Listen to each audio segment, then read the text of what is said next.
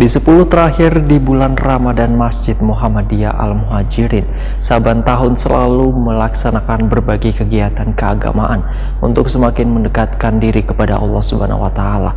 Salah satunya melaksanakan sholat malam pada malam-malam ganjil, yaitu sholat malam Lailatul Qadar wan zikir bersama.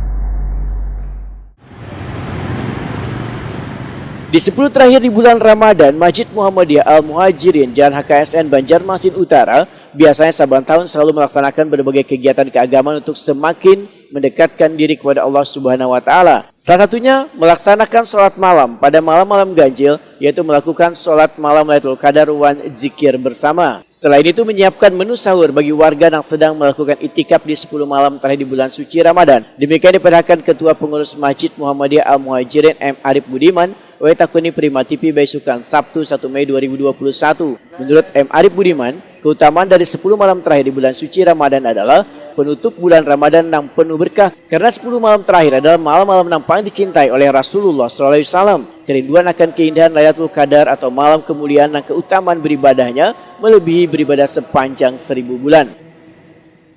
Mulai masuk malam ke-21, pengurus masjid untuk berbuka puasa tetap kita laksanakan sebagaimana sejak hari pertama kita buka puasa insya Allah 1 bulan penuh.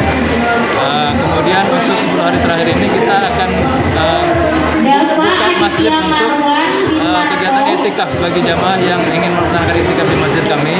Kemudian kami akan insya Allah siapkan menu untuk sahurnya. Sedangkan aktivitas amaliyahnya kita serahkan masing-masing kepada jamaah. Jadi tidak ada pengajian yang terorganisir khusus untuk malam-malam itikaf. Jadi kita serahkan jamaah untuk beribadah masing-masing, tilawah, Al-Quran, sholat, doa dan sebagainya.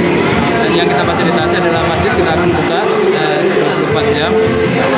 Sahur kita sediakan, nanti berbukanya juga sebagaimana biasa kita teruskan. Kegiatan yang lain, ceramah tarawih kita laksanakan, tausiah pada subuh juga. M. Arif Budiman mengajak warga yang ingin melakukan itikaf di 10 malam terakhir di bulan suci Ramadan bisa melakukannya di Masjid Muhammadiyah Al-Muhajirin Jalan HKSN Banjarmasin Utara.